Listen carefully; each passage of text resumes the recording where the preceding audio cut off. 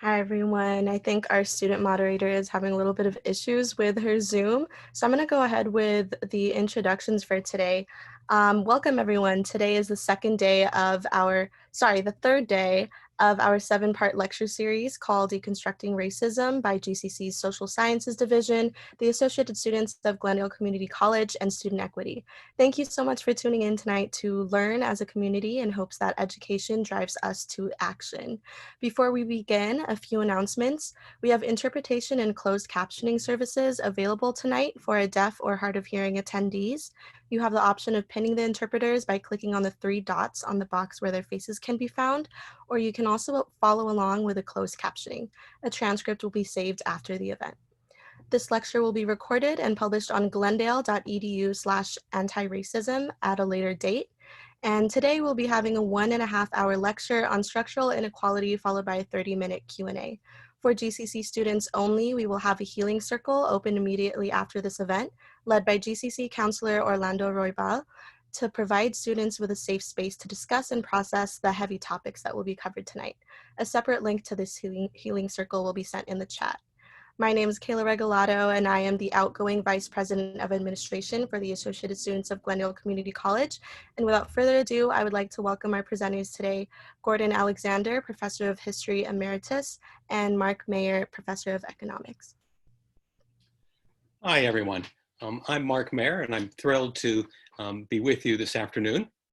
I'm going to be presenting along with my colleague and friend, Gordon Alexandre. Gordon, let me ask you, what interested you in doing this presentation, even though we're bringing you out of retirement?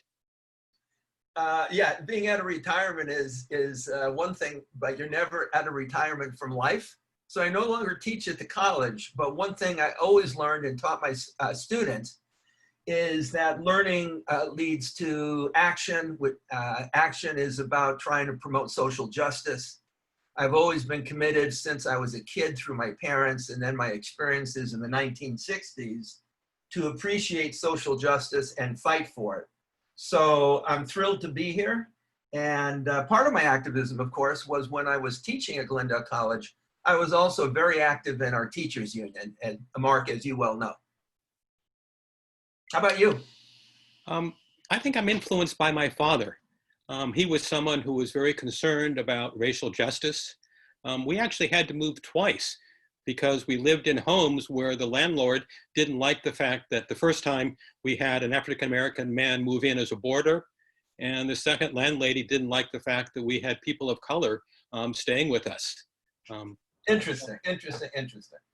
And I'm proud to try and follow his footsteps. We hope that our presentation today will be somewhat interactive. We want to use something called Poll Everywhere. And let me pull up the instructions here. Now, I'm sure most of everybody on this message is better at it than I am, but you're able to join Poll Everywhere either on the web or through text on your phones. And for those of you who are really web savvy, I put these up right now. They'll be in the chat. And every time we do a poll, I also will post these instructions for joining the polling. So should we get started, Gordon? Yeah, let's get started. And I've got a question for you, Mark. Oh, really? Okay. Yeah, a friend is worried about not ever being able to buy a house, especially in LA. You're an economist. What do you recommend about that? Wow, that's something I do get asked. I'm worried about my own children being able to buy a house. What I tell them is they need to start saving more. They need to watch out for their credit rating. They need to not take on too much extra student debt. Make sure they pay their credit cards on time. Does that sound like good advice to you? It's good advice, Mark, but it's very limited and very limited. Because the problems we're addressing are systemic in nature, not individual in nature. And a good place to start is with a book written in 1959 by C. Wright Mills called The Sociological Imagination. And on the screen, there's a definition of what that means, the awareness of the relationship between the personal experience and the wider society. What that essentially means is we fall into a trap of just thinking what happens to us is unique to us. But a better way to look at it in terms of seeing the truth and addressing the problems is to look at what happens to you as a product of what's going on in the wider society, and not just in the wider society, but historically, with our institutions, with our culture, with our values, with our systems of governing and systems of policing, for example. So sociological imagination helps us see outside and beyond ourselves and connecting us to the greater society. Wow, that's really helpful. So when my kids come to me, or an individual comes to me and asks for my advice, what I said was perfectly fine. You know, get a good credit rating, save. But you're telling me if we really want to change things in society, if we really want to help everybody, it's not sufficient for everyone. I guess that makes sense. If everybody had a better credit rating, it wouldn't help anybody get a house. We need to look structurally, we need to look at society. That's really helpful. Yeah, I think that's right. Why don't we try that approach, looking at what I think is, as an economist, is a major issue, and that's the distribution of wealth. Who's rich, who's poor in our society?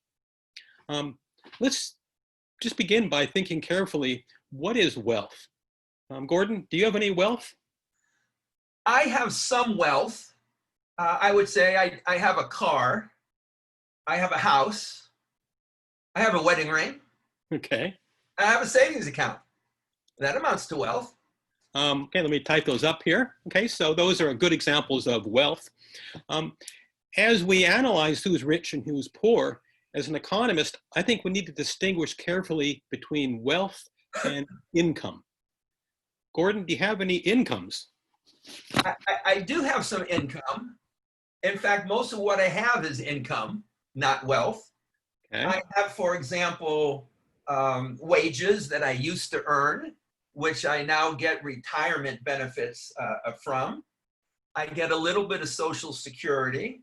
I have a bank account. I have a checking account. Yeah, I have some income. Okay. Let's summarize where we are then.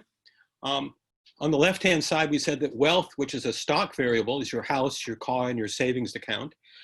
Income, economists call a flow. That is, we have to measure it over time. So if you tell me your wages are $20, I want to know, is that $20 a day, $20 an hour? All of these things are measured over time. We're going to start off looking at wealth. And the reason is, I think wealth is tremendously important for understanding inequality. Wealth, if you think about it, accumulates over time. Wealth expands over time, and it's really more important for understanding who's rich and who's poor. I know myself, I'm still working, my income is okay, but I worry about my wealth. How much will I have when I retire? So let's look at wealth and see if we can begin to analyze it in terms of understanding inequality. Okay. We're going to do that by looking at different racial and ethnic groups in our society. But for those of you who listened to the last two sessions, last Thursday and Friday, we heard over and over again that race is a social construct. So I'm wondering, why, Gordon, would we want to talk about race if it's simply just a social construct? Help us out with that, please. Well, it is a social construct, but it's taken on a life of its own. In fact, our society views people through racial and ethnic lenses. So because that's the way a lot of people are viewed, it's become important that we look at that. And if we do look at it, we can actually glean some useful information through studying it. So we are going to look at race. Let's look at how the Census Bureau actually defines race in the current census. I hope everybody listening has already filled out the census. And one of the questions is asked is about your racial categories. Are you white, Black or African-American, American Indian or Alaska Native, Asian, Native Hawaiian, or other Pacific Islanders? So what you're telling me is that these categories are socially constructed. They might be different or would be different in a different society, but because we live in this society, it's helpful to think in those terms. Yes. What about ethnicity? Here's what the census asks. That looks really complicated, Gordon. What's going on here? Yeah, essentially, the difference between race and ethnicity is relatively simple. Race, of course, has to do with the nature of skin color, though a social construct in our society, it's important.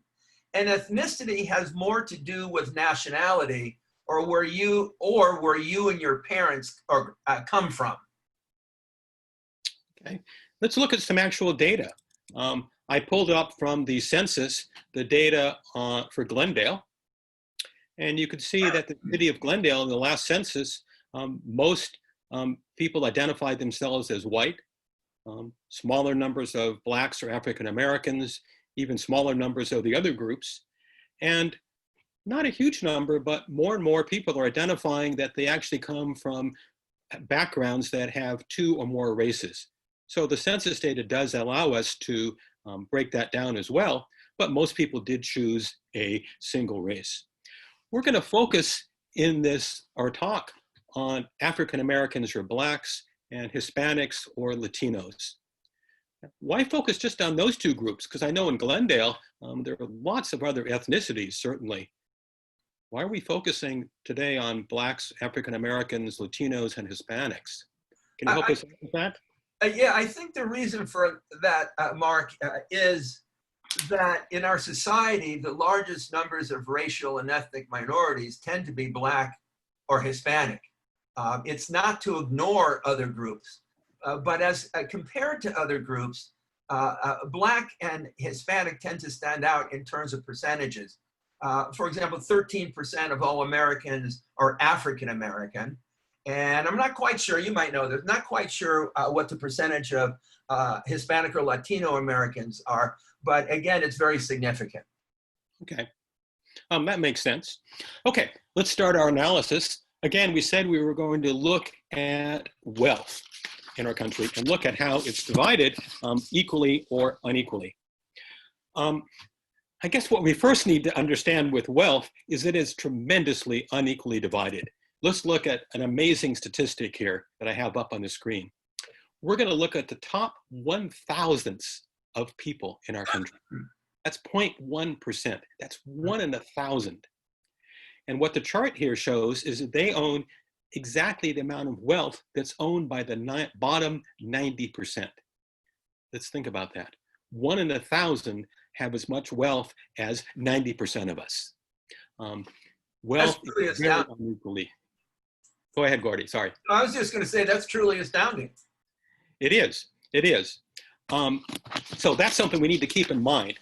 But as we're analyzing how wealth is distributed among different groups, let's go down to reality. Let's talk about the lower class and the middle class. So it includes, I'm sure, everybody who's in on this call. Let's look at what happens to African Americans and Hispanics. And what I like to propose is to take a poll. Again, this is the Poll Everywhere link that we have. I'll give people the time to enter it. It should be activated. I hope it's working. And what I'd like you to do is make a prediction for us. Do you think that white household wealth is more than 10 times the wealth of African Americans, 8 times the wealth of Hispanics? Or maybe it's 5 times the wealth of African Americans, 3 times the wealth of Hispanics, or about the same. I'll stop for 30 seconds here and allow everybody, I see the polls coming in very quickly. This group is really better than I am at doing these things online.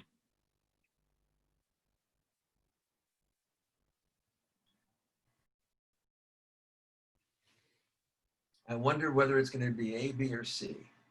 We'll find out here. All Okay, right. I'm watching the results come in. For the other polls, I'll show the results, but this one is coming in overwhelmingly. So far, 83% if you have correctly identified answer number A. Let's look at that more closely. Let's look at the data here, and let's look at what's happened historically. You'll see that indeed the gap between white median family income and black family income is a factor of 10. Let's think about what those numbers mean. The median, that means the middle, half above, half below. In white families, the average typical family has 171,000 built up in wealth. For blacks, it's only 17,000. For Hispanics, the gap isn't quite as wide, but it still is a huge gap. And let's look at what that's done over time. The gap has grown. Now you might notice that there are some zigzags.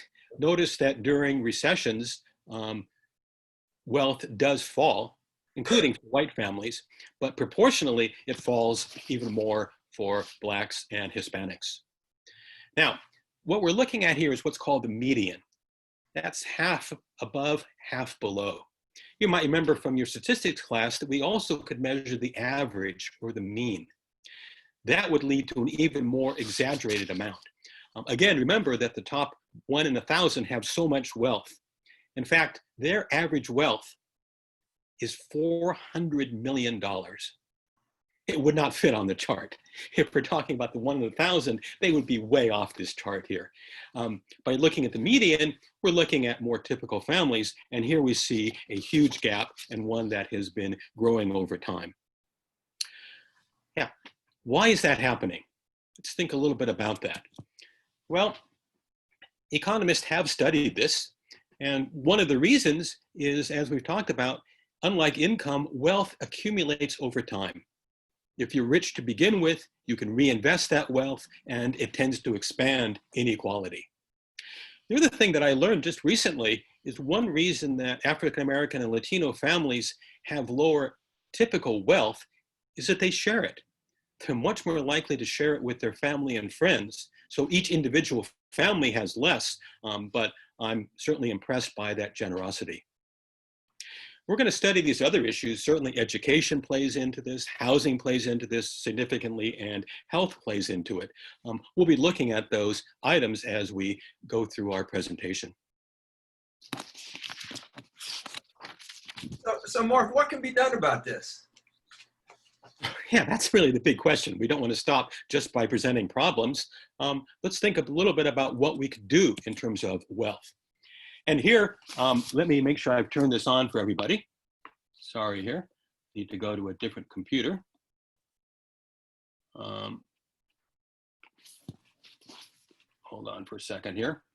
What I'm going to ask you to do, you can't quite vote yet, is to choose between these policies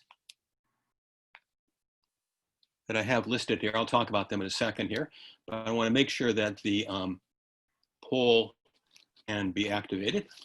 Okay, now you should be able to vote. And the question is, what should we do about wealth?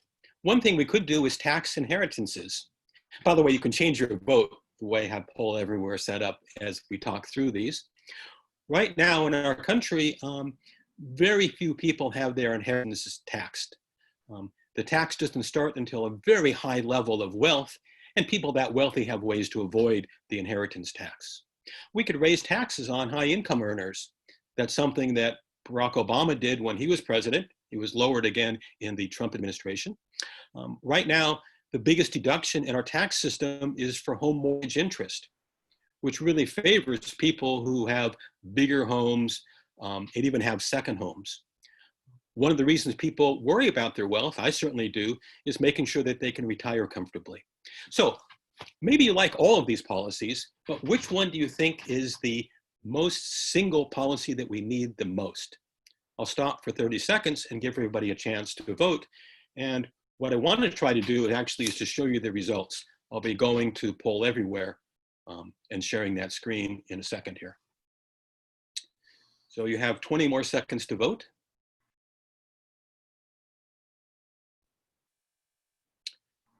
I'm eager to show you because the results I think are quite interesting. 10 seconds, I'm counting down, I will lock it. And then I'm going to do an experiment of going to this other screen here. which I hope works. Okay, 5, 4, 3, 2, 1. It is locked.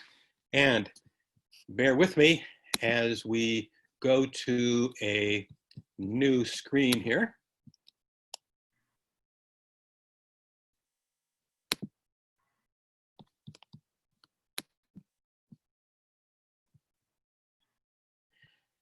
That was the last one you did. And let's go to, are you seeing my screen of Poll Everywhere? Yep, you can see it. Okay. Good.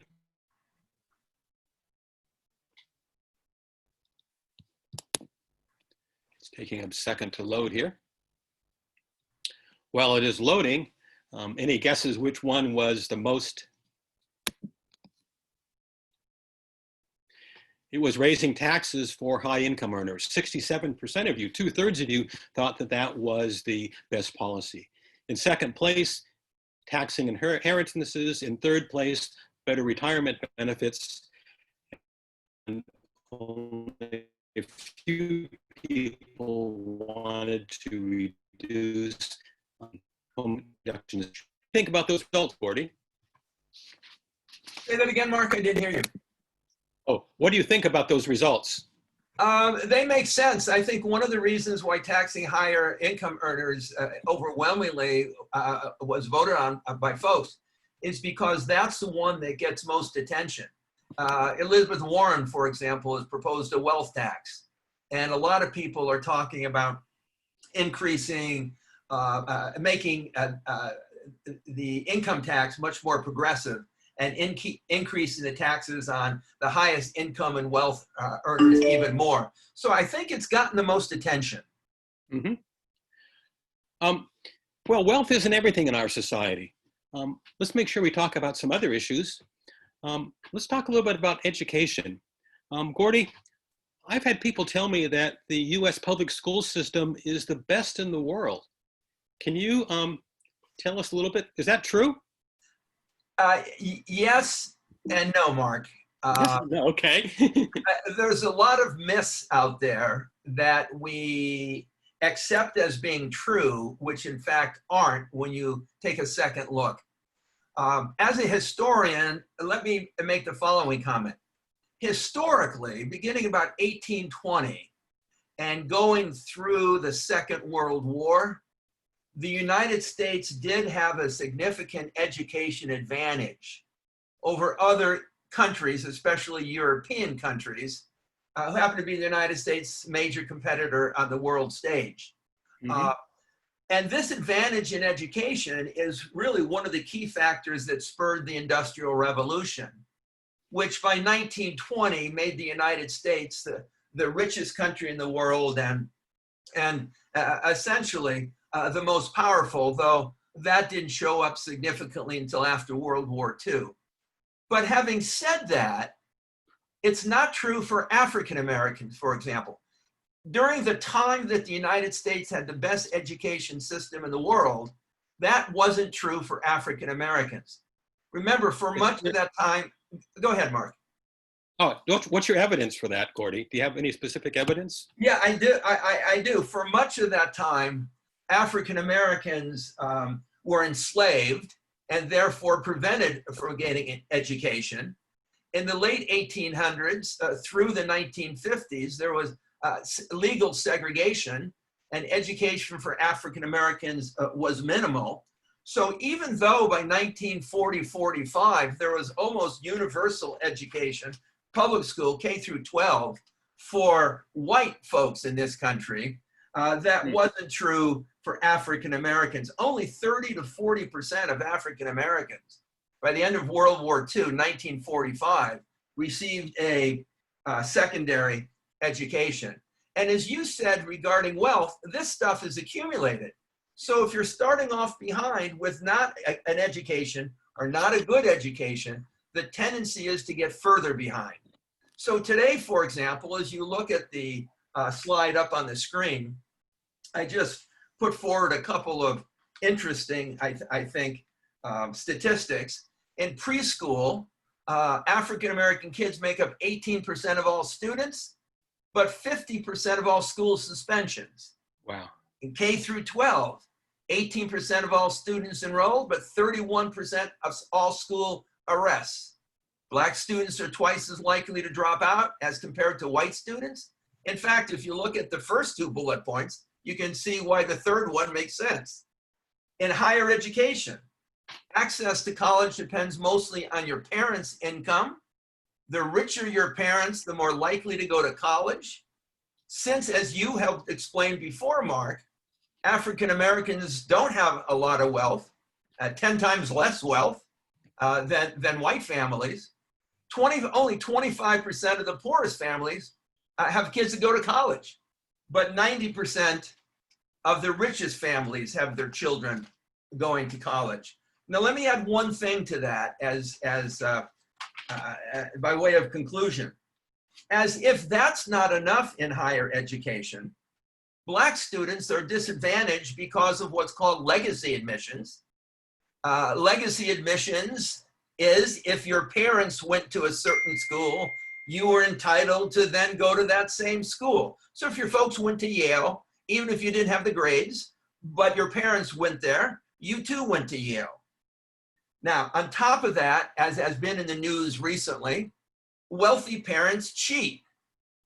Laura Loughlin, for example, Felicity Huffman, for example, bribed officials to get their students their children into the best colleges who did not meet the standards. So not only are African American students behind as a result of discriminatory education, but they're behind because of the advantages that wealthy white parents have on top of that. Wow. What do we do about all this, Gordon? You've laid out, a pretty severe situation. Do we have any solutions? Well, there are some solutions, and I would just list a few off the top. There needs to be much more investment in education and investment in the poorest schools and minority schools. There needs to be an affirmative action policy that places a priority on making up for past discrimination and segregation. In California, for example, there's a measure on the ballot, I think it's this coming November, to do away with Proposition 209, which was passed a number of years ago, which banned affirmative action as a criteria for college admissions. Since if you're fortunate enough, if you're African American, to go to college, while your parents are not generally as wealthy, after college, you're facing more debt. So I listed here debt relief on student loans, and I would have it merit-based rather than across the board. Personally, I don't see why the child of a wealthy family who accrues some debt in college should have that paid by taxpayers, but clearly I do see why it should be for others. Let's see what everybody thinks. I'll give 30 seconds, please go to poll everywhere, and let's all the ideas. You certainly gave a strong answer for each one, but let's see which one everyone thinks is the most important. 30 seconds to vote here. Votes are coming in quickly.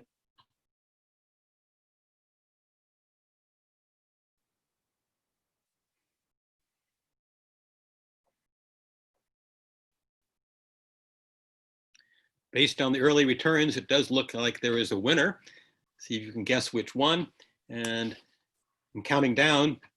10 seconds, 9, 8, 7, 6, 5, 4, 3, 2, 1. I'm locking it. And let's see if I can now go to the results. Getting better at this.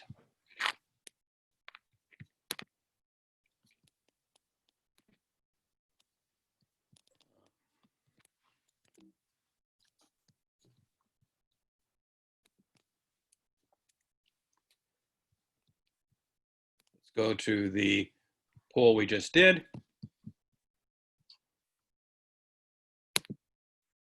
How can we address racism in education? And the results are coming up here. And overwhelming votes for more investment in education, but significant numbers for the other two. I think these will really be fascinating questions for us to discuss in the Q&A that we'll have at the end of our presentation. Correct. Are you surprised at these results, Gordy? Yeah, no, I think it will be good for the Q&A because there's some things to say about each of these. Good. Okay. Now, Mark, let's move on now. Okay. And Hold talk on. about how. Keep talking while I bring us back to our presentation here. Oh, sorry. We're trying to get this choreographed right. Right. Okay, go ahead. All right, so we've talked about wealth and we've talked about education as to how that leads to systemic problems for people of color and folks of different ethnic groups. But Mark, what about housing? Isn't there also a major problem with housing? And how does that fit into the bigger picture we're discussing? Yeah, and actually you were very helpful at the beginning today when you asked me, what would I tell an individual who was worried about buying a house? And I gave you a whole list of things that I would tell one person. Get a good credit rating, start saving, pay off your credit cards, don't take on additional debt. But you pointed out a really important thing, and that is if everybody did that, it actually wouldn't solve the housing problems. It just would mean everybody would have a better credit rating. You suggested we need to use the sociological imagination and look at structural issues. Can you repeat that for us to make sure that we're all on the same page?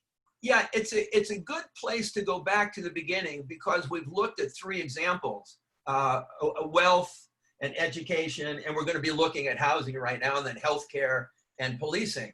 So at this point, sort of in the middle, it's a good idea to go back to what our major focus is, and that is to look at these problems as societal, as systemic, rather than individual.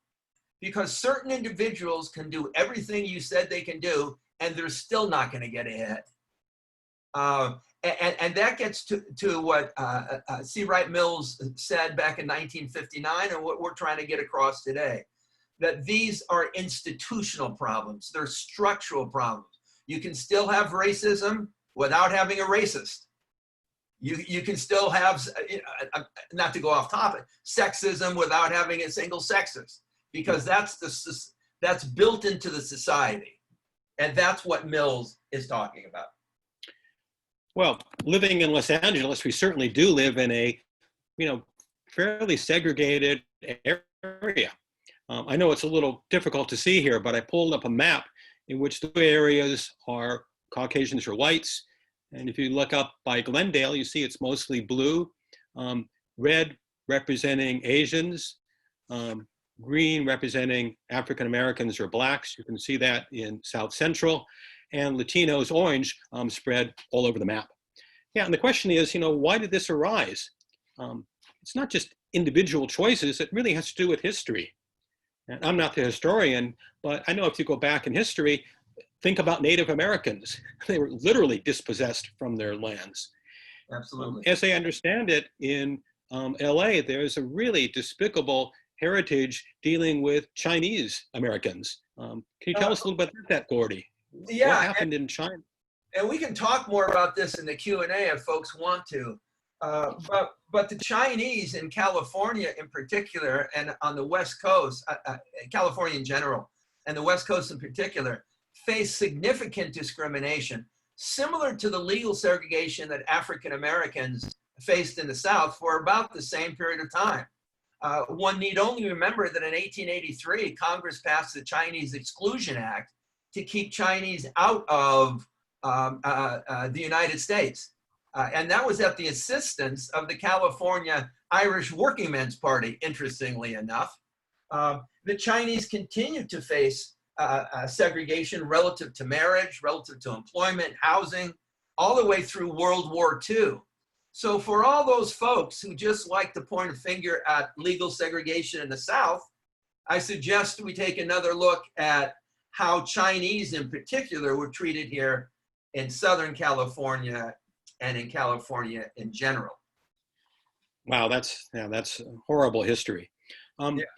It's also true for African Americans. In this area and throughout LA, there were things called covenants. And I have one from Palos Verdes. Yeah, take a minute to read the language there. It didn't matter how good-hearted you felt, you were not allowed, you were forbade selling a house to anyone who was not white or Caucasian. And then they added a caveat, you could allow African Americans on their property, but only if they were chauffeurs, gardeners, and domestic servants. That's And not Mark, that long ago. let me So, interject for a moment here, because how do you accumulate wealth if you're not allowed to buy a home, which is most people's chief way of amassing wealth and passing it on to their children? yeah. During the Great Depression, it was recognized that we wanted more people to be able to buy homes. So there was something called the Homeowners Loan Corporation set up in 1934. But what it did was it worked through banks, and banks wanted to be assured that people would be able to pay back their loans. So what they did was they studied different areas in places like Los Angeles and created what's called redlining. A redlined area, and the next map actually shows what areas were redlined in Los Angeles. You can see the red areas there, which were low-income areas. This is back in the 1930s, the red lines were set up, but it still has practice today because people who lived in those areas, and those are still poor areas, were not able to get loans. Essentially, it disenfranchised African Americans, Hispanics, and you're telling me Chinese were not allowed to own land in the first place. Correct. They were totally disenfranchised. But even if you're allowed to own land, if you couldn't get a loan through this program, you were in real trouble. Again, that leads to a heritage over time, and it leads to a legacy that we still see today. In fact, the areas that are redlined are now largely Latino in Los Angeles. We'll talk in a minute about what can be done about that. Right. Well, what has that meant in terms of home ownership by different groups? Here's what, to my mind, is maybe one of the more remarkable graphs that we're going to look at. Yeah, pretty And it's the home ownership rates by race and ethnicity. You can see that white home ownership has been pretty steady at around 65, 70%. Black home ownership and Hispanic home ownership has not increased. We're going back to 1976. Stayed absolutely remarkable. And I think we can see the structural issues and historical issues. In fact, there's even been a decline in the last few years. It's been very difficult for Blacks and Hispanics to enter this market. Why is that? We don't have the kind of horrible legislation that we talked about existing today, but there still are barriers to these groups. It's illegal for someone to discriminate on the basis of race, but there's been study after study where people literally go out to real estate agents and watch what happens, how they treat different ethnic groups, different racial groups. And it's subtle. What happens, and maybe it's even unconscious, real estate agents will show our homes to white buyers. They will show homes in what are traditionally been white neighborhoods, and they will steer people toward other neighborhoods. And that's been demonstrated to be happening today. The second thing is that many people now use social media to buy homes. And I was shocked when I read this, and that is that Facebook is actually being sued by the Department of Housing and Urban Development for engaging in discrimination. You may not, maybe you know this, that Facebook ads can be aimed towards certain groups. And I guess that makes sense. If you're an advertiser, you want to sell something to the elderly, you don't want to waste your time having young people see your ads. But what Facebook allows you to do is to choose a racial or ethnic group that you're going to see, who will see your ads. And that's allowed for continued racial discrimination in housing. So people from African Americans and Hispanics face real estate agents who steer them away. They face difficulty in social media. They also face difficulty when they go to get a loan from a bank. Right. And that studies have shown that people with the same qualifications, people of color, wind up paying what's called 8 basis points more. that raises their interest rate by 2% of the interest rate, which might seem like a small amount, but on a mortgage over 30 years, that can be tens of thousands of dollars.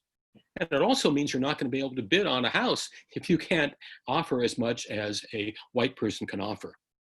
So these whole things cycle together. I think they cause a vicious cycle, and that's what caused, as we just saw, for home ownership by Blacks and Hispanics not to have increased. We're talking going back half a century. It seems almost overwhelming, Mark, but there's got to be something that can be done about it. Okay, I would hope. let's think about solutions here. And let's do this one more time as a poll, which I do have set up here. And let me talk about the four things, which was passed in 1968, and it was actually extended in 1988. There's been some attempts by the current administration to push it back on it. We could allow them to do more enforcement. Some people have argued that enforcement works better on a local level. Others have argued that if you wait for individuals to make complaints, nothing is going to change. We need to send out investigators to make sure that fair housing is happening.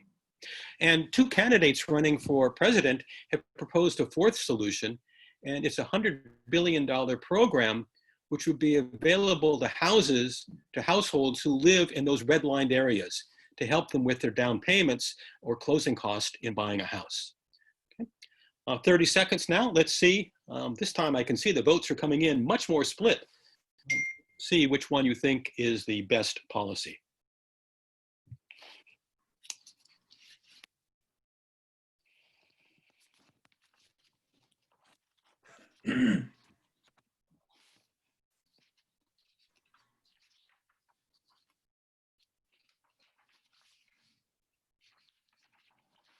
Okay, counting down, 10, 9, 8, 7, 6, 5, 4, 3, 2, 1. Okay. Again, I'll do this cumbersome thing of actually going to that screen. And let's see how the votes came in. All right. That's the education one. I know I need to go ahead to the next one here. I'll pull it up. I have two computers going and I have it on the other screen. Okay, let's go to housing and let's see how everybody voted.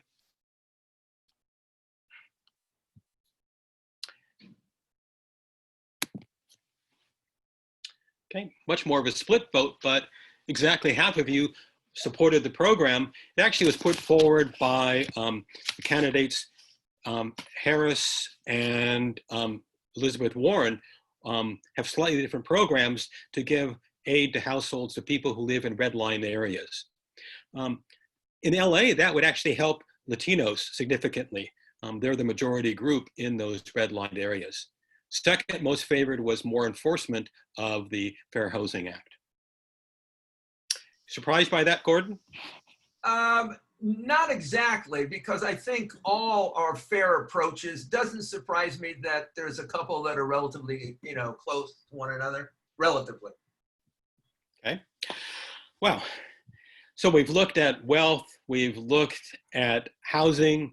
What about health, Gordy? Doesn't health matter in terms of inequality in our country? Significantly, Mark, and I think as the participants in this are starting to realize, the burden is overwhelming on Black people to the benefit of white people, whether it's wealth or housing or education or healthcare, which gets at what we've been talking about, that these problems are systemic. They're not personal, they're not individual, and they have to be looked at systemically. So it shouldn't surprise you that Black people in this country and Latinos have less access and receive worse healthcare outcomes than white people. And I've just, in my research, put a few of these on the screen. In LA County, Blacks make up 8% of the population, but 34% of homeless. Oh, I forgot the first one. Black life expectancy, of course, most significant. 8 years less than whites, 30% of Black adults have high blood pressure, 10% whites, death rates for breast cancer, and so on and so forth. And not to go through everything in a lot of detail, but the last one, as we know from having lived in the middle of this pandemic the last 3 or 4 months, Blacks and Latinos are twice as likely to die from COVID-19 than whites. And I just want to read to you something that the director of the LA County Health Services said. Her name is Barbara Ferrer. She said this in an interview in the LA Times just a few days ago. The real impact of the injustices plays out every day and amplifies why racism is a public health issue. She goes on, and the disproportionately higher number of deaths from COVID-19 among Black and brown people is an indication of the impact of racism. She goes on, we must look at the structure, systems, and practices in our society to understand the root cause of these inequities. And I think we've all been privy to the disparity between white and people of color relative to the horrendous impact of COVID-19. Do you have any ideas for solutions? This is a pretty bleak picture that you're painting here, Gordon. What kind of solutions would you recommend? It's a bleak picture, but bleak pictures require thinking outside the box even more. The more bleaker the picture, the more we have to think big. So what I've suggested here is we must have another war on poverty, because one of the biggest indicators of access and outcomes to healthcare is not just race, but the connection between race and wealth and income, of poverty. So a war on poverty would do a lot of things, including improving minority healthcare. We need to end segregated neighborhoods, because in segregated neighborhoods that are redlined and so forth, like you said, Mark, the living and housing conditions tend to be more dense. They tend to be less healthy. They tend to be neighborhoods that are closer to manufacturing sites that emit toxic waste. And so ending segregated neighborhoods would also do a lot. Poor communities need better access to healthcare. And I would even argue middle class, but we're focusing here on certain communities, communities of color. We need universal healthcare. I don't care what you call it. You can call it universal healthcare. You can call it Medicare for all. You can call it government-run health insurance. The fact of the matter is, it's only the government that can provide healthcare for all Americans as a right, not a privilege, at an affordable cost. And again, we can talk more about this in the Q&A if people want to. And then I thought, lastly, I would put in something that maybe a lot of you folks haven't thought about, and that is the greater distrust that African Americans often have towards seeking healthcare. And as I was doing research, I came across a study, an experiment that some of you are familiar with. I was familiar with it too, but not in this context. And that's the infamous Tuskegee experiment on 600 Black men from 1932 to 1972, which traced just how bad syphilis got in African-American men without treatment, to sort of mark the progress of the disease to better help white people in the future. So the African-Americans, by the healthcare system, in this case, were used as guinea pigs. And there have been thousands of African-American women that have been forcefully sterilized by white doctors as a solution to family issues. As a result, there is more a chance that African-Americans will not seek healthcare when it's needed. And this contributes to more of the underlying conditions, high blood pressure, heart disease, and so forth, that African Americans have to deal with than white folks have to deal with. That's an important story. We're not going to do a poll on this one, but Gordon, let me put you on the spot. If you had to vote for one of these, if you were advising a political candidate, which one do you think we should stress the most? Which one should we start with? You know, Mark, I have a holistic approach. The problem is so great, it's hard to separate one out from the other. Universal healthcare, I've argued in my classes for 30 years. A war on poverty goes back to the 60s, and a New Deal, for example, similar idea, goes back to the 30s. It's hard for me to separate out these. I think we need them all. Okay, that's fair enough. Fair enough. Did you get a drink there? Yeah, had to just get a drink. Okay. Now, Mark, we talked about wealth at the beginning of tonight's presentation, a little bit about income, but let's go back to income for a moment, if you will. Okay. Let's review the difference between wealth and income. Again, wealth is a stock variable. My car is worth $2,000. Income is a flow variable. You need to measure these over time. If my wages, again, are $20, is that $20 an hour, $20 a minute, $20 a day? It's measured as the flow. And certainly wealth is really important for inequality, but income is what contributes to that wealth inequality. So let's look at that. And again, let's make sure we do this in a structural way. Again, if a friend came to me and said how to increase my income, I might tell him, write a better resume.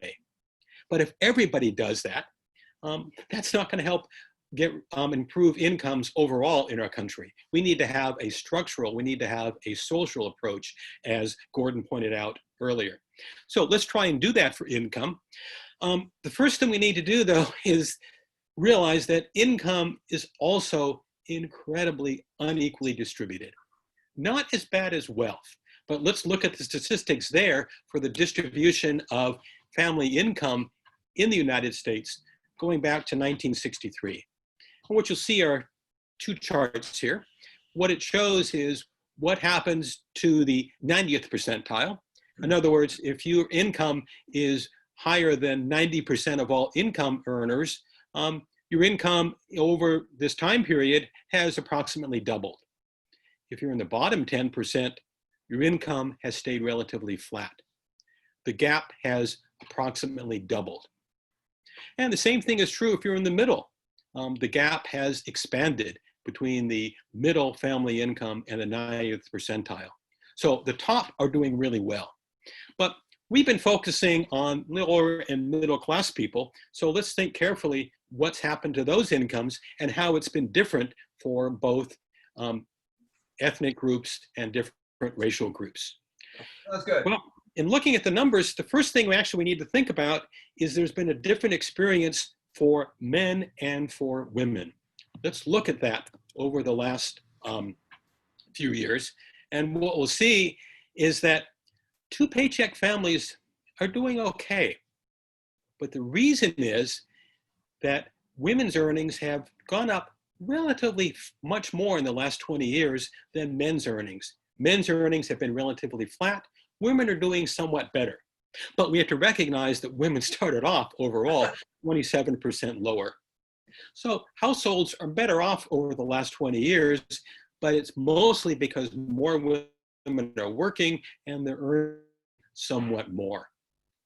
So we need to, as we analyze family incomes, look at what's happening both to men and to women. That's the overall picture. But what happens if we look at this by racial groups? And here we see a quite different, and actually I think very startling picture.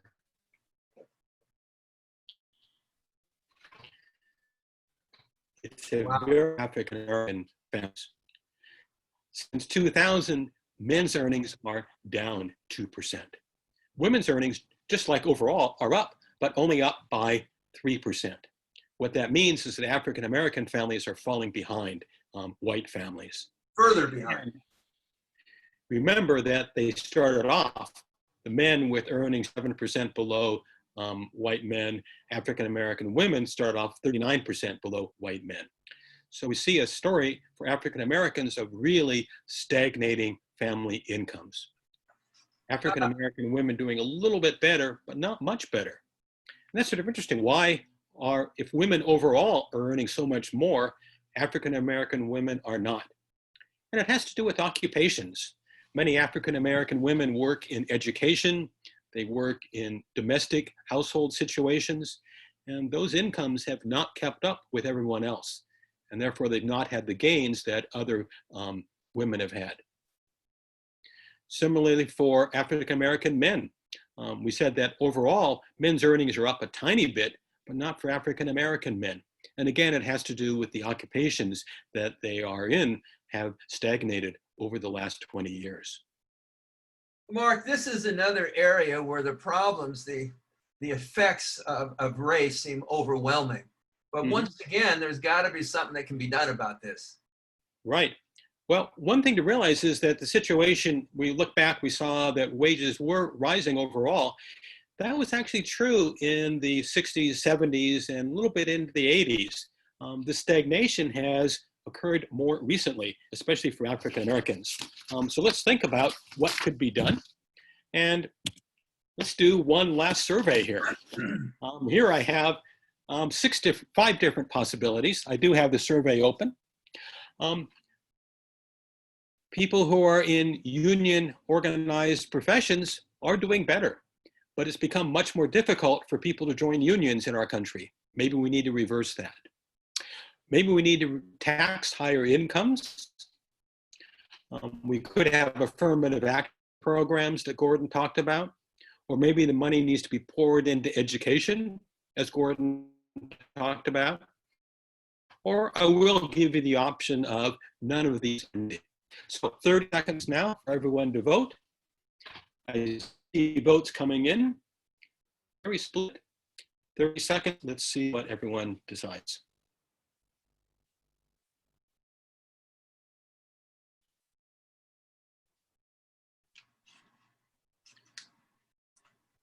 It's like election night. The votes keep changing. I promise I'll show everybody the results here in a second. We do have votes for everything. Okay, 10 seconds. 10, 9, 8, 7, 6, 5, 4, 3, 2, 1. Okay, bear with me while I pull up those poll results.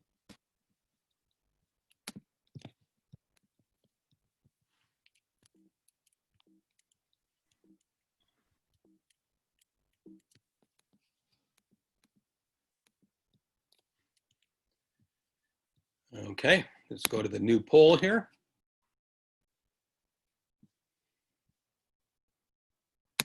I'm curious about the results for this one. Okay, yeah, I am too. And here we go. Much more split results this time. Taxing higher incomes won, but it did not have a majority. More educational support, a close second, then affirmative action, and a few people voted more easier to form unions, and a couple people voted none of these are needed. Gordy, which one would you have voted for and why? I would have voted for one that got very few votes. Oh, tell us why. Tell us. And not to the exclusion of the others, but as I hinted at in my introduction, I'm a big union guy. I've read the information, I've read the studies. If you have a union job, you are likely to make about 33 or 1/3% more than the same job in a non-union manufacturing establishment. You are also much more likely to have not only health benefits, but good benefits, mostly paid by the employer, if not all. Mark and I come from a place with a strong union where all of our health benefits are paid by the employer. You're also apt to have an employer who's much more willing to look at health and safety issues in the factory or in the plant because of the union's strength. Now, not all unions are equal, I understand that.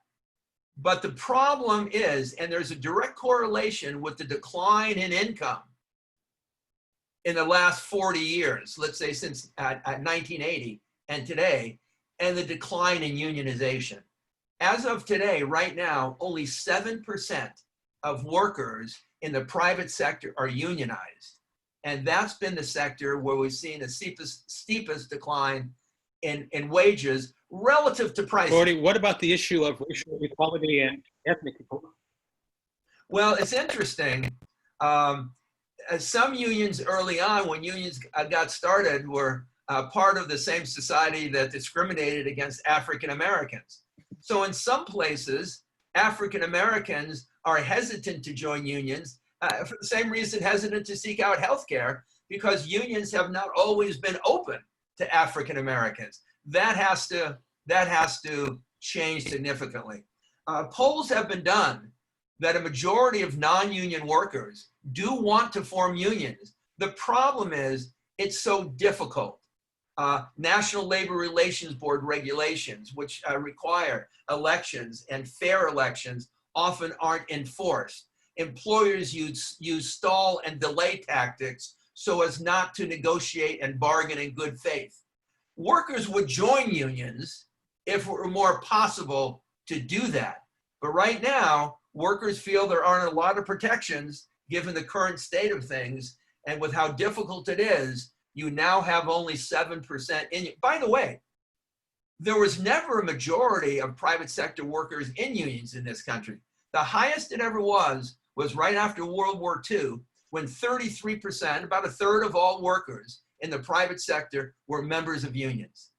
And interestingly enough, the best time for jobs and income and so on was right after World War II, when union membership was highest, through the 1960s.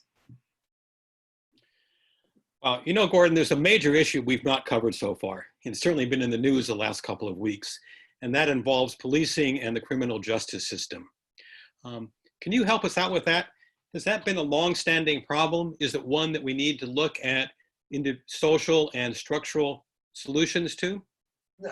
Absolutely, Mark. And I'm feeling that we're sort of overwhelming the participants in this lecture with how the cards are stacked in favor of white people and how they're stacked against people of color. It's obvious to people, given the George Floyd, the Breonna Taylor, the Eric Garner situation, what it means to be Black in this country facing the police and the criminal justice system. And one of the reasons— Can you give us— Yeah, I mean, I think the reasons for this obviously are systemic and go back to the very, very beginning.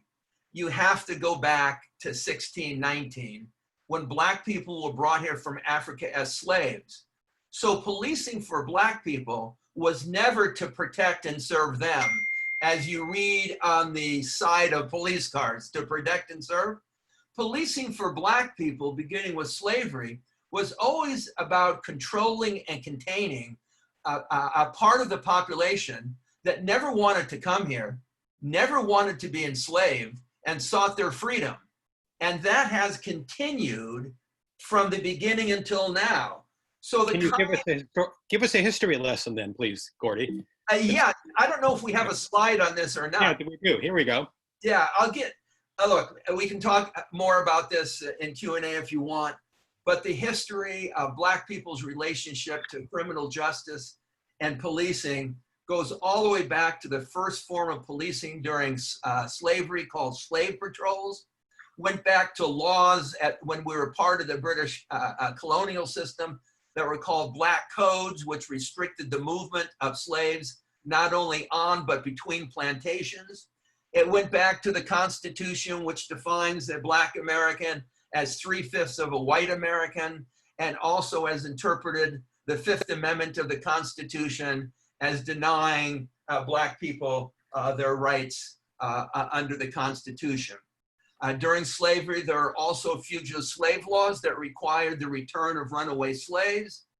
Upon receiving quote unquote freedom and rights, quote unquote, with the end of the Civil War, with the 13th and 14th and 15th amendments to the Constitution, those things were quickly not enforced. And what was enforced in the South was Jim Crow segregation, committing blacks in the South to being tortured and victimized by lynchings. Over 4,000 African Americans were lynched in this country in the South from 1880 to 1930, victimized by white terror, including the Ku Klux Klan, which formed in 1867, right after the Civil War was over, to restore white power, and other organizations called by names such as the Knights of the White Camellia. And if that isn't enough, some were called Mississippi gun clubs. Until today, when we have what I call legal lynchings, these are trials of generally black men by all white juries, where the outcome is preordained. I think what happened to George Floyd was a form of an extra legal lynching, not with a rope, but with a knee to the neck, I can't breathe, resulting in, beginning in the 90s, with mass incarceration as a result of, quote unquote, the drug war, and a continuance of the police brutality that begins with slavery and continues to the very day. Wow, that is a horrendous history. But what's happening today? Can you talk about what's happening still in today's world? I can briefly, and what I've tried to do is just identify a few areas where the criminal justice system still doesn't work for, but against African Americans and other minorities, but the focus here is on African Americans. So the first category I put up there is policing and racial profiling. I'll give you one statistic. Black people are 13% of the population, but 58% of the use of force incidents occur with Black Americans. In terms of petty, I'll give you another statistic on this. In California, for example, in 2020, looking at the 8 largest police agencies in California, African Americans were 2.5 times a higher rate of being stopped by police than white folks. 2.5 times greater chance of being stopped in the 8 largest police departments in California. In terms of petty crimes, African Americans are much more likely to be stopped by police or investigated by police or arrested by police for marijuana possession, vagrancy, and jaywalking, for example. They are 2 times as likely to be arrested for those things than white folks. In a 2015 ACLU report in New Jersey, Black people were anywhere from 3 to 10 times more likely to be pulled over by the police for a mechanical problem with their car. The mechanical problem as an excuse to pull Black people over. And the result of being pulled over can lead, as we know, to being murdered. We just had another example in Atlanta where a drunk African-American fellow in his car ended up dead as a result of being rousted and ultimately murdered by the Atlanta police. The mayor of Atlanta fired the policeman on the spot, but obviously more needs to be done. The drug war ended up being a war on African Americans, as we well know. Presidential candidate Biden is now backing off of the kind of mass incarceration policy followed in the 90s that he was a part of, but it did exist. Here's the interesting statistic. Both Black and white use and sell drugs at the same rate, but Blacks are much more likely to be arrested. In a 2020 report, African Americans are 3 times more likely to be arrested for marijuana possession. And in New York City, 8 times more likely to be arrested for marijuana possession than whites.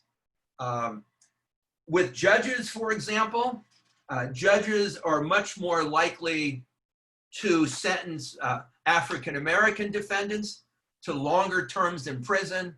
In fact, the statistics show that African Americans found guilty of the same crime that white Americans are found guilty of get a 20% longer prison sentence. And finally, sorry, I didn't mention the death penalty. There's so much here. The death penalty, as most of you probably know, I mean, we have a debate on whether it should or shouldn't be, but states still have it. But it's used discriminatorily. No one is sentenced to death for, I should say, relatively no one is sentenced to death for killing a Black person. 80% of those African-Americans on death row have killed a white person. And most of those on death row are African-American men who are found guilty of killing a white woman. In Washington, D.C., jurors are 5 times more likely to impose a death penalty on African-American men than on white men convicted of the same crime. I might conclude by saying African-Americans arrested and tried are less likely to be offered a plea bargain. They are 12 times more likely to be convicted of a crime they did not commit.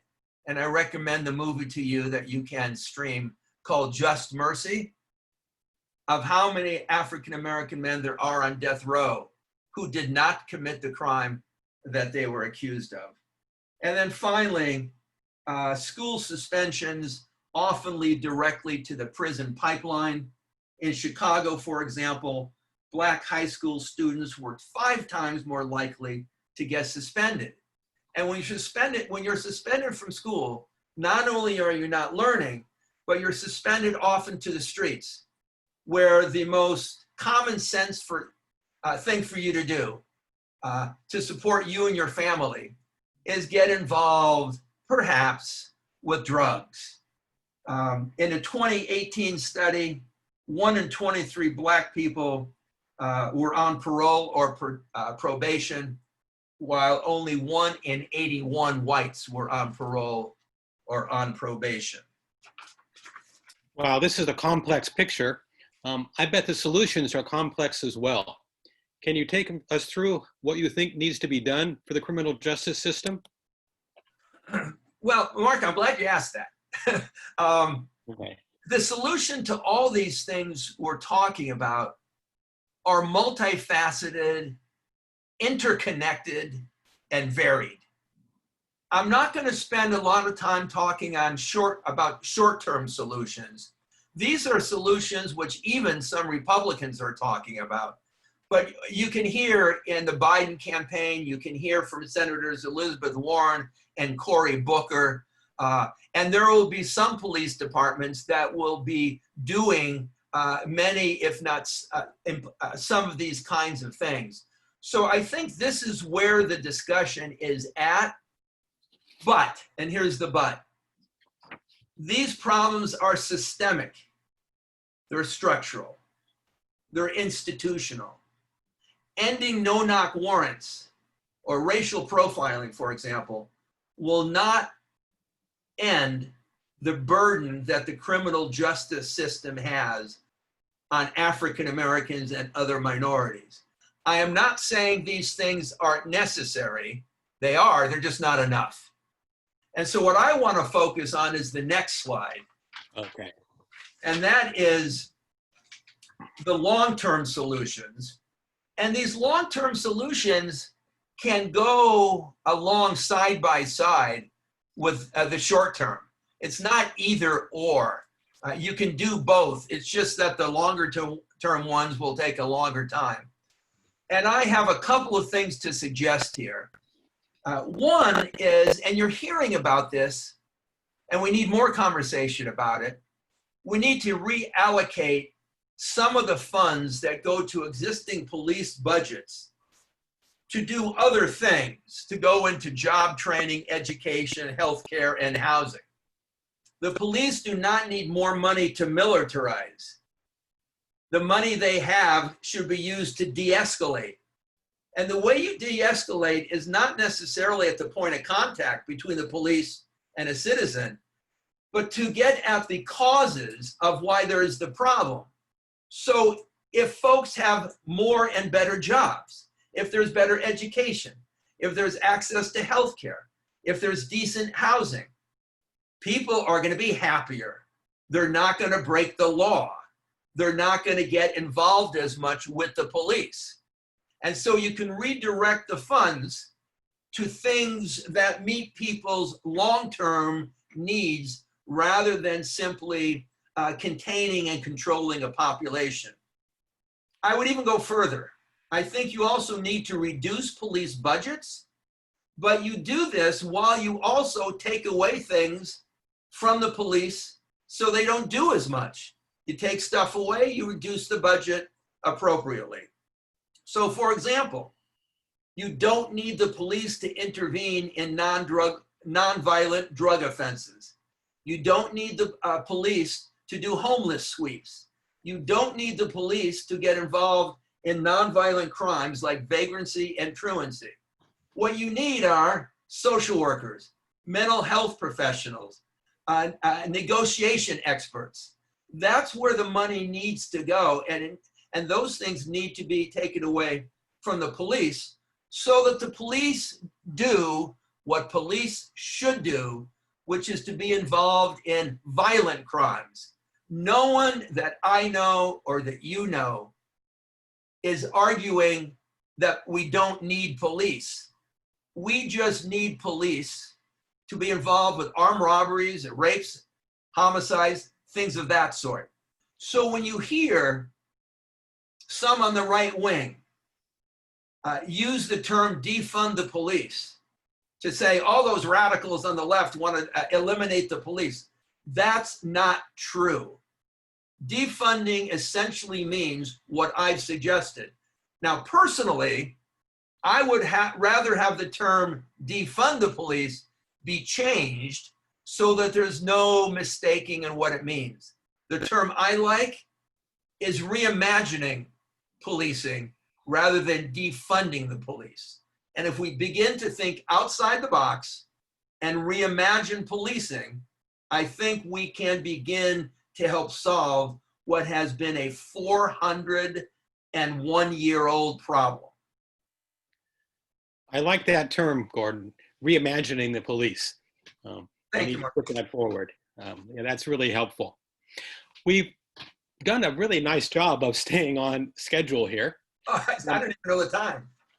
Yeah, but let's think a little bit what the big takeaway is. I'll tell you what it is for me, is that it's okay to look at things individually.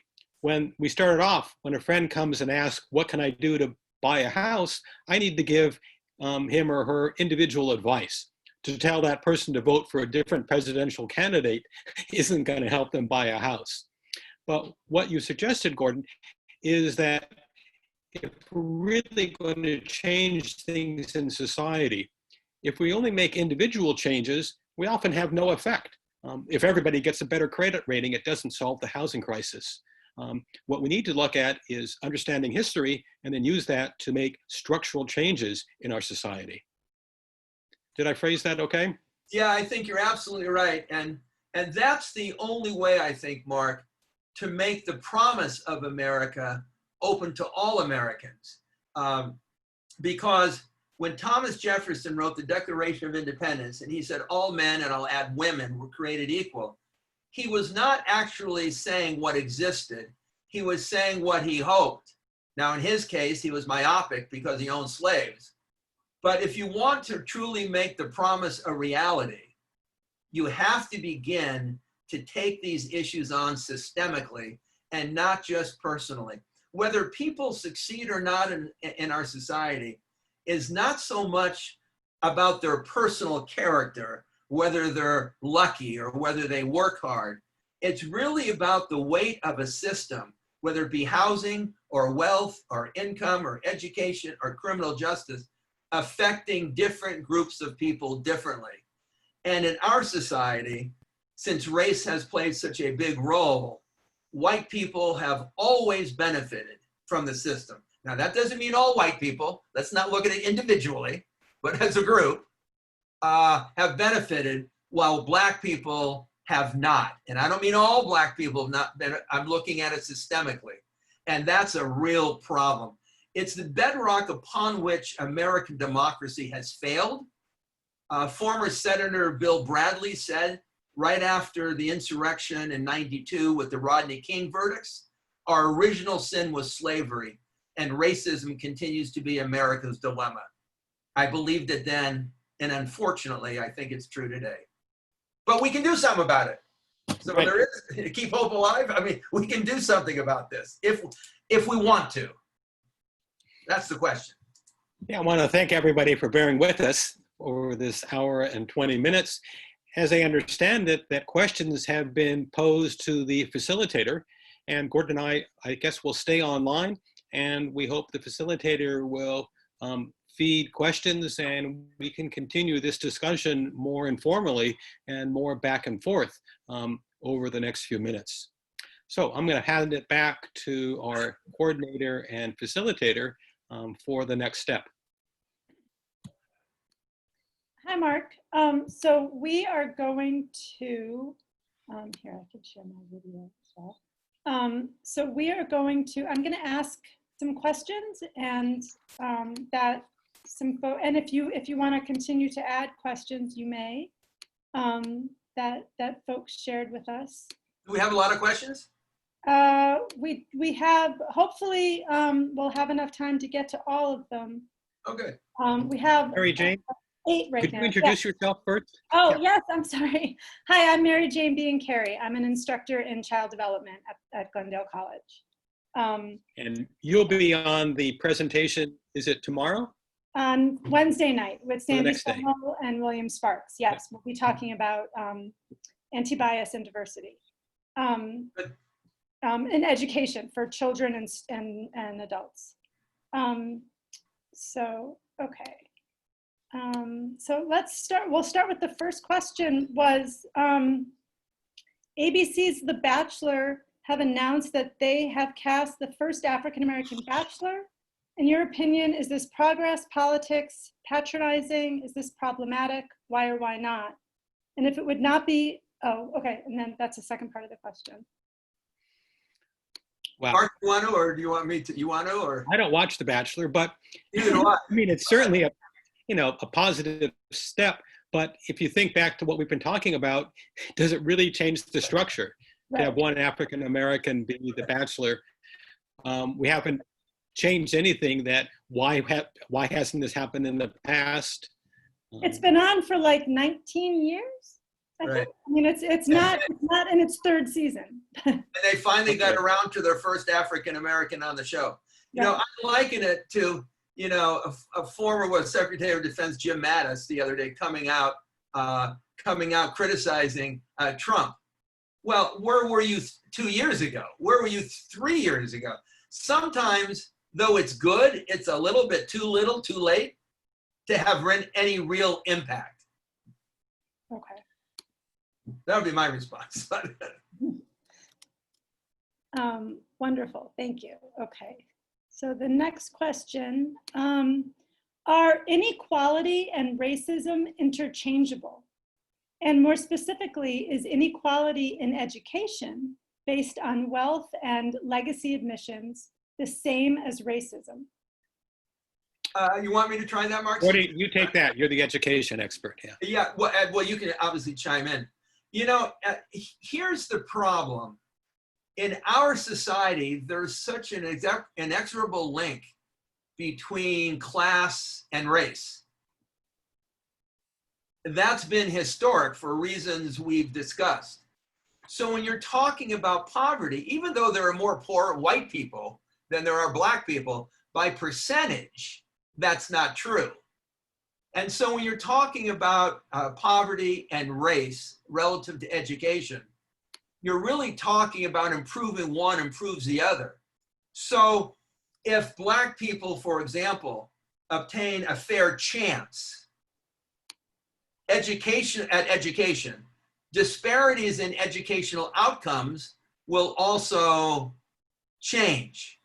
I remember Al Sharpton's eulogy at the funeral of George Floyd, when he said, I still remember, I can't do it like Al Sharpton because I'm not black and I'm not a preacher, but Al Sharpton said, we're not asking anything that white people don't have. We're not asking for a handout.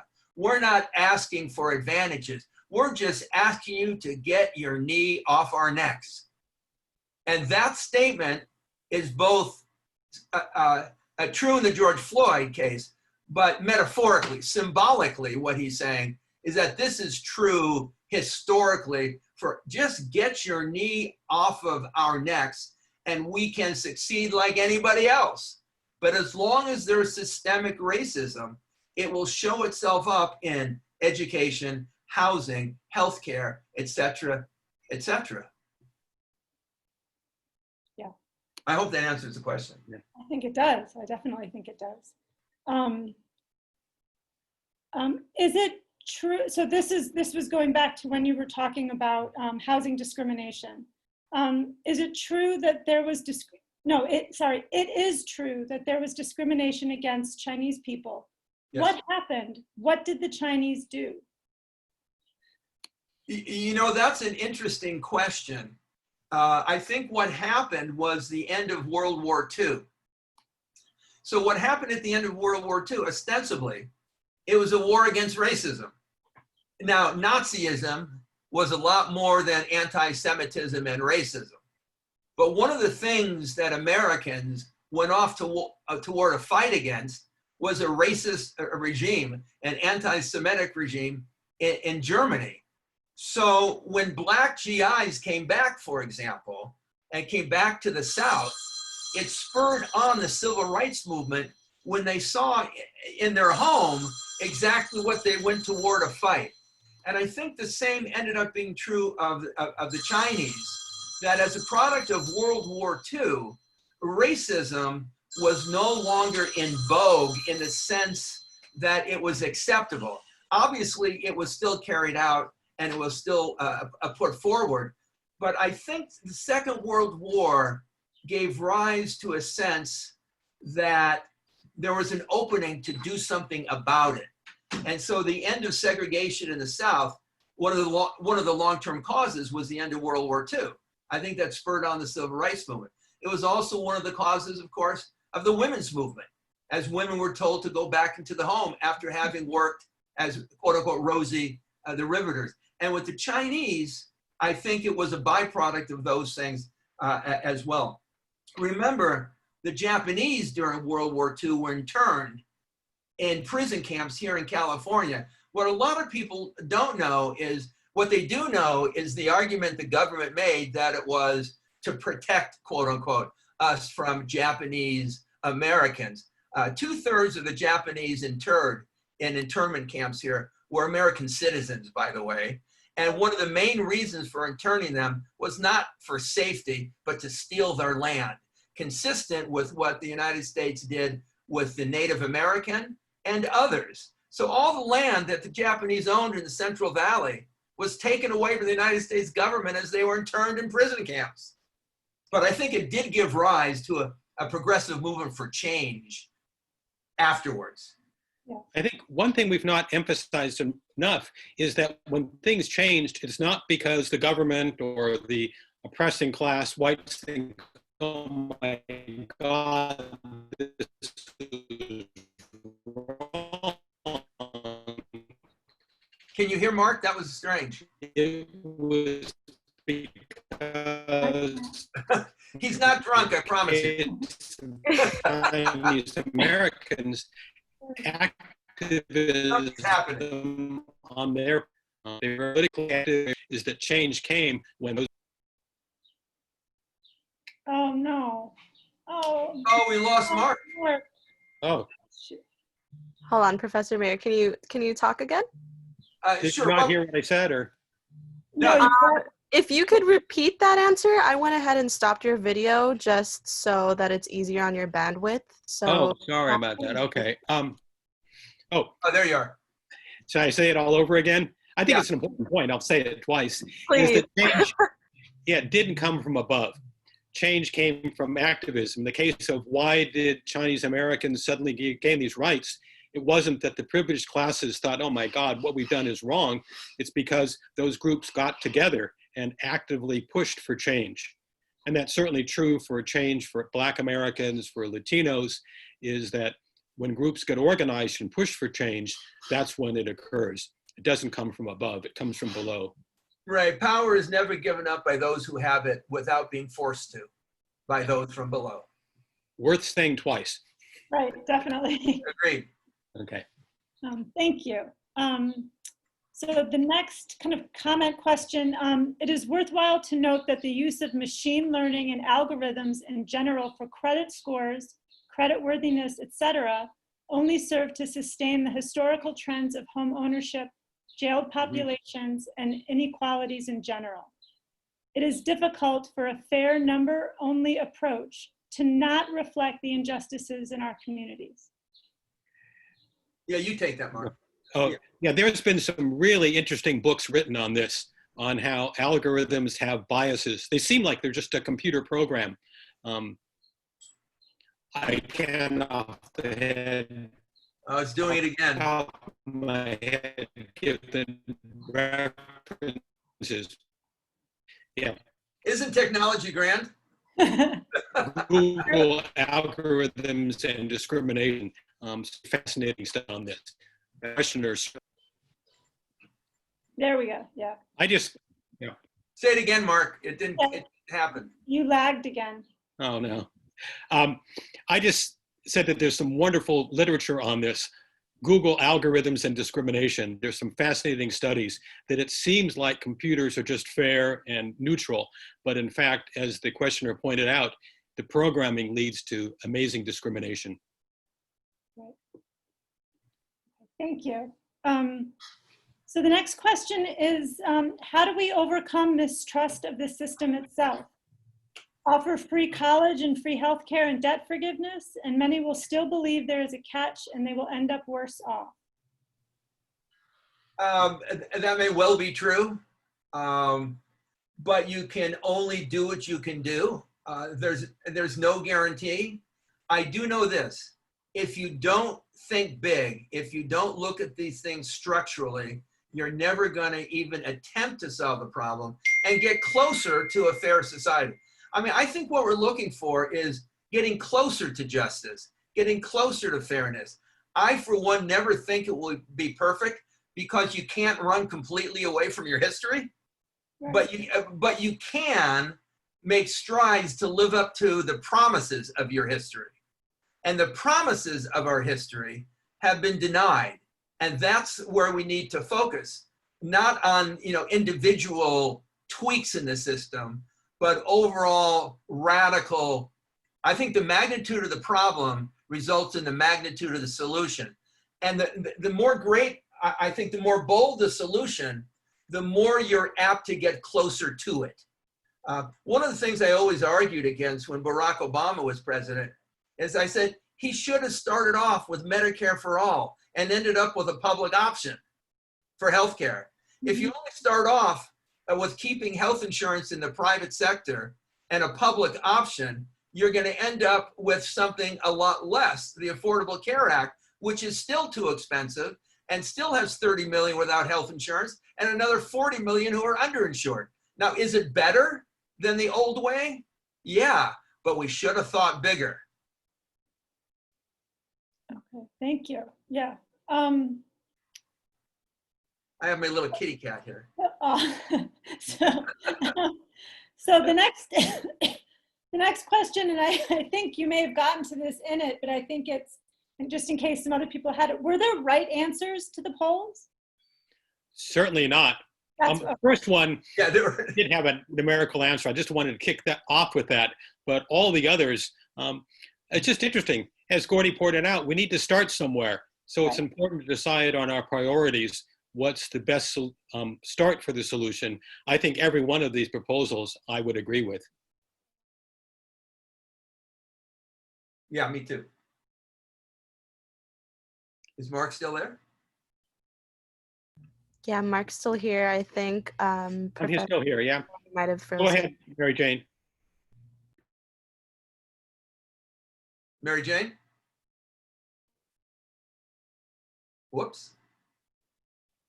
Yeah, of the importance and values of unions while recognizing the pitfalls of some unions, such as the way that many police unions currently operate which also makes them difficult to change? I'll take that one on because I'm the one who made the comments about unions. Yeah, it's something that's often ignored. When I used to teach, I used to spend a lot of times talking about the union movement in the United States, starting in the late 1800s and going to today. The police union is interesting. I am obviously a big supporter of unions, as I mentioned in my argument previously. I think bargaining collectively, which is what a union does, against an employer who is so much more powerful than any single or individual worker, is the only way workers will get ahead, or even try to catch up. And if only 7% of folks in the private sector are in unions, it's hard to imagine much headway when it comes to increasing incomes and health benefits and things of that sort than by making it easier to form unions. Now, the question of police unions are interesting because I'm very critical of police unions, yet I'm a very big fan of unions.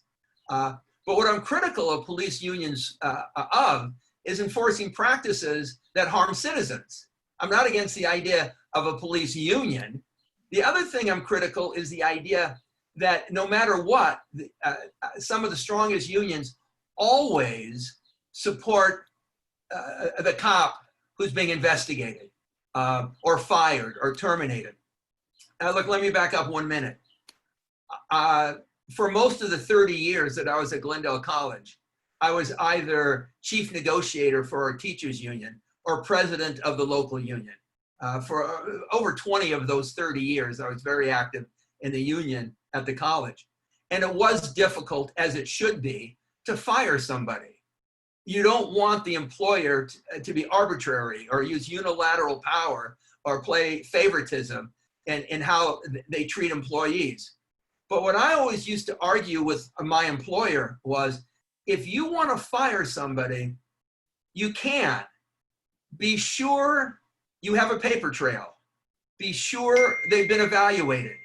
Be sure you have the evidence. Be sure you've crossed your T's and dotted your I's, because I am not going to let you get away with terminating an employee who you think is doing a bad job. You've got to prove it. And in a couple instances, we actually went along with the employer. Now, most of the time not, because most of the time they were wrong. But in a few instances, we were open-minded enough, if they had done their homework, to go along with their opinion. But it requires them doing their homework. It also requires not having a knee-jerk reaction to defend everything members of your union do, especially a police union, when what they do sometimes is murder African-American men and others. That's indefensible. It looks like our questioner is muted. I'm not. Are you there, Mary Jane? Yes, I'm here. Okay, good. Okay, good. Sorry, that was a long answer. That was a good thing it was a long answer. Thank you. So the next question, Gordy, this was for you. What are your experiences protesting for civil rights? Any advice for protesters now? This must be someone I know, perhaps. When I was teaching, I made up a course. I didn't make up the course, but I initiated the course on social protest movements in the 1960s, which is still taught at Glendale College. Not by me, since I'm retired, but it's still taught. And I was an activist in the 1960s. And I suggest for some of you, if you want to read about activism in the 60s and social protest, pick up the new book released in April of this year by Mike Davis and John Weiner called Set the Night on Fire, LA in the 1960s. And it talks about social activism in Los Angeles in the 60s.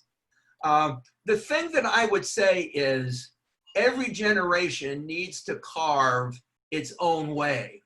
You know, I was approached a number of years ago from students who were at Glendale who had transferred to UCLA and said, we want to form a new SDS chapter, Students for a Democratic Society. It's an organization of the 1960s. And I said, no, you don't. And however flattering that may be for folks interested in the nostalgic 60s, what you need to do is form your own organization with your own set of principles, with your own style of leadership, and not repeat a lot of the mistakes we made in the 60s. I think in the 60s, we were often too anarchic. I think in the 60s, for example, we often didn't build alliances and coalitions with folks who we should have worked with more. We were too up against the wall, mother, and you fill in the rest. And I think that was a mistake. So to today's activists, whether it be Black Lives Matter or any other organization, yeah, try to tap into the wisdom of some of us in the 60s, but don't do what we did. Do what you decide to do, and it will move us a lot further forward. Somebody asked earlier about algorithms, and I did recall the name of the book. It's called Algorithms of Oppression. Oh. Fascinating work called Algorithms of Oppression, a book worth looking at. Thank you. So another question that somebody posed was, I heard that Trump and Biden plan to increase the police budget. What options do we have to address this? Mark, most police budgets are local. Right, that's okay. Right now, the Pasadena City Council is meeting as we sit here to decide what to do with the police budget. LA City reduced it by a small amount. I see really positive trends. And what I think Gordon pointed out, it's not just a matter of reducing spending, it's what you do with that reduced spending. Reimagining what police can do, reimagining what officers of the state can do when they come to a situation that needs a social answer, not just a gun answer. And the greatest way to make sure that whatever is spent goes to the ideas I mentioned when I was talking about reimagining is to keep up the pressure from below. In only 2 weeks worth of protesting, already some cities have banned the chokehold, already they banned racial profiling, already Minneapolis, Minnesota has said, we're gonna start from scratch. Our police department is so corrupt. So the real question for activists is this a moment or is it a movement? In other words, what's gonna happen when people get tired or get their jobs back from the pandemic or go back to school, and these protests aren't happening every day for 2 weeks? What kind of organization is gonna be in place to carry on the fight between protests, between activities, to keep sure that the pressure is on? And Mark's quite right. Local police departments, because funding is a local level, not a federal issue. It's a local issue. Yeah, we saw there were changes in New York City today in terms of police budgets and things. So yes. Yeah, in fact, locally. In fact, didn't Eric Garcetti, the mayor of Los Angeles, announce a couple days ago, cutting $150 million from the budget? Now, he had increased the budget, I think 170 million or something like that. So he cut it almost the amount that it was increased. But pressure from below can bring about results from those at the top who, without the pressure, aren't going to do anything. The next we have a comment. Thank you. We have a comment. The issue with using phrases like reimagine the police or change the police and similarly broad statements is that everyone can claim to have already done this by way of various quote unquote reform efforts that have previously been attempted, which many of us know have largely failed. Although I can understand the reasons why some folks don't like the phrase defund the police, the reason why it was chosen by the movement is because it's something specific that people can demand of their politicians. And I guess I would have just a little a different interpretation. I want less money to go to the police to militarize the police. I want less money to go to police as we take things away from the police and go to social services. I do think there needs to be some funding for police to deal with violent crimes. So I'm not an absolutist. And the problem with the word defund is it can be interpreted to mean taking away all funding from the police. And I'm not sure anyone believes that.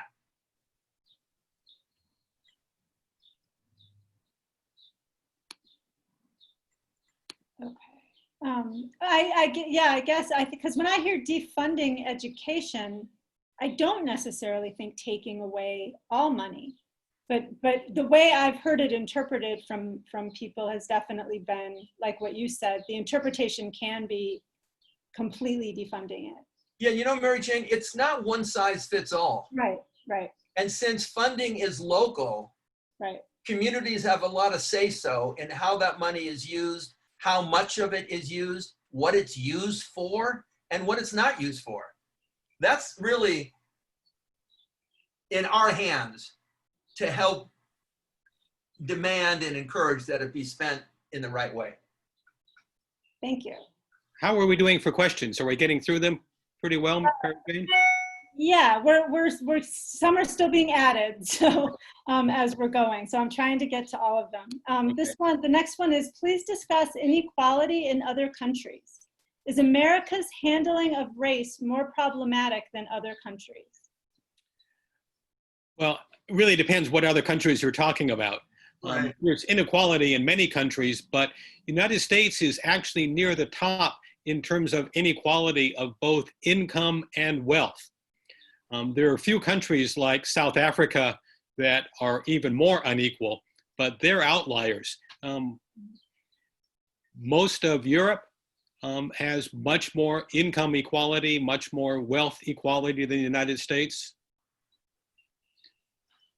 And I would also add, of the approximately 80 or so industrialized countries, the United States is right in the middle in terms of healthcare outcomes, and near the bottom in terms of cost.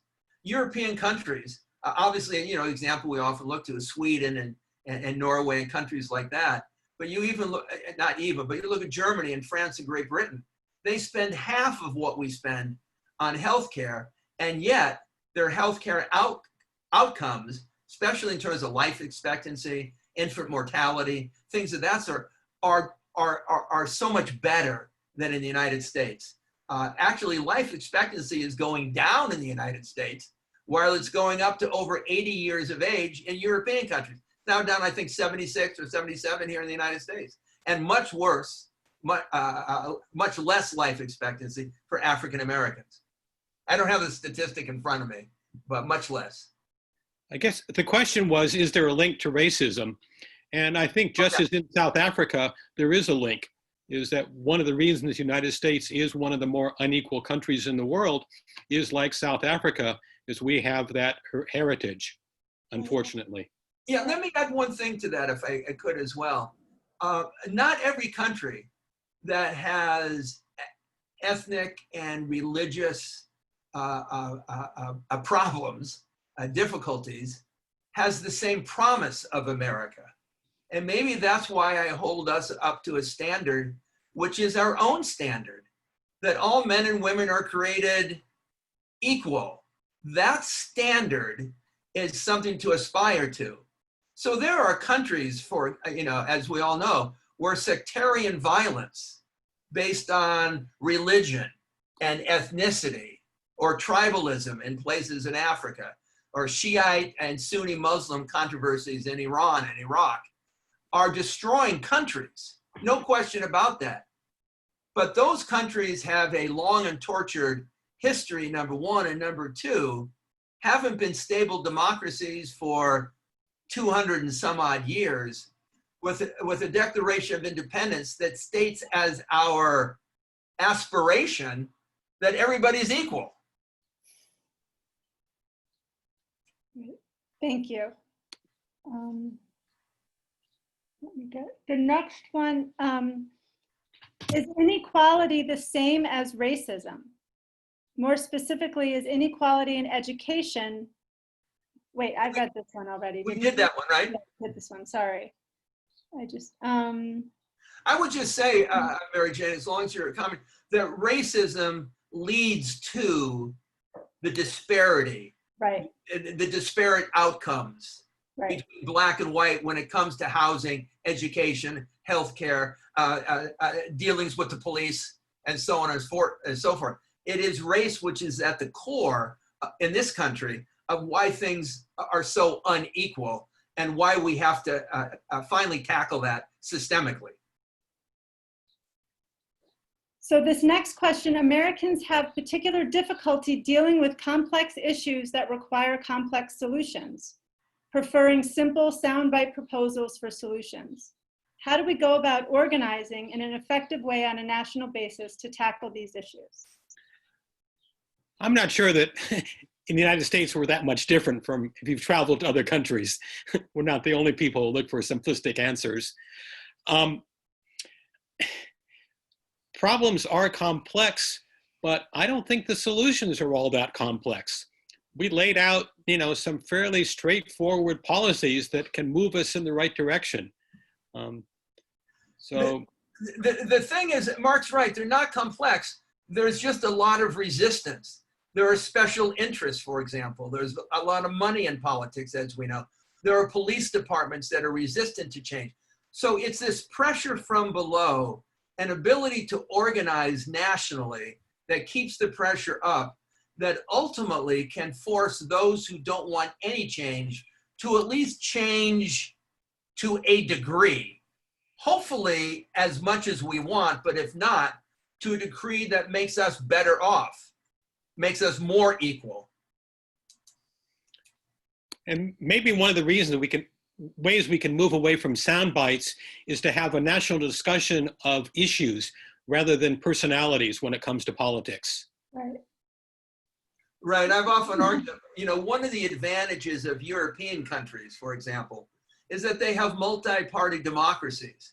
So their parties actually stand for a set of principles, a set of values, a set of platforms.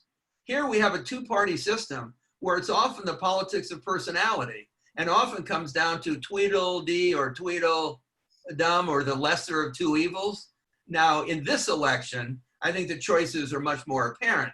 But oftentimes in a two-party system, you're left with personality because the principles and platforms of each party are so closely aligned that lots of us don't feel there's much of a choice. So what it comes down to is negative campaigning and gets you to dislike this one person more than you dislike the other person, which Trump was able to do in 2016 when he got through negative campaigning more people to dislike Hillary Clinton than disliked him.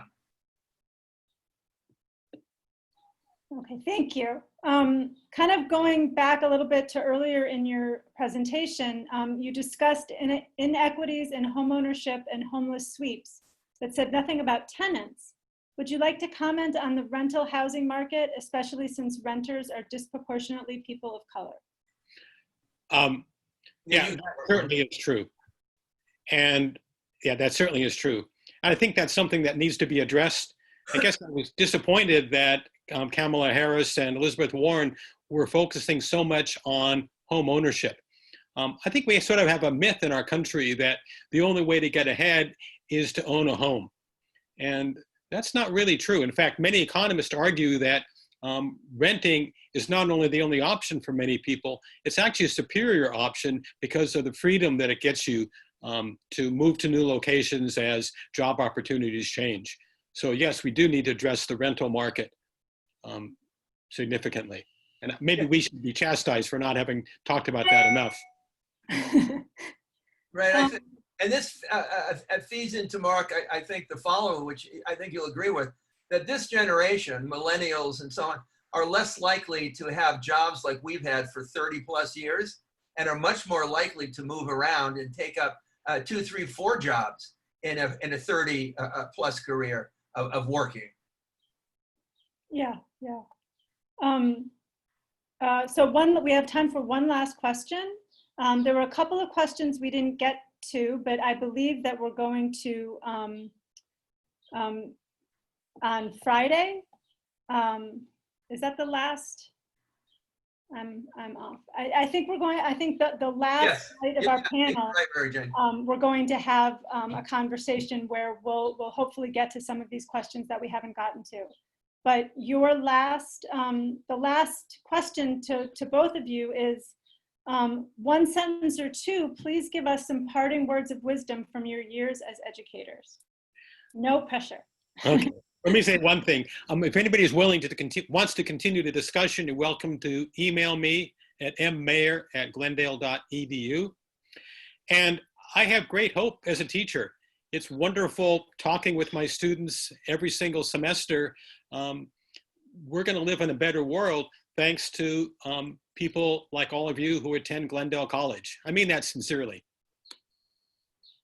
The thing I would say as a takeaway, as a teacher for so long at the college, and maybe as an educator in general, you never know the impact you have on students, often at the time that they're your student.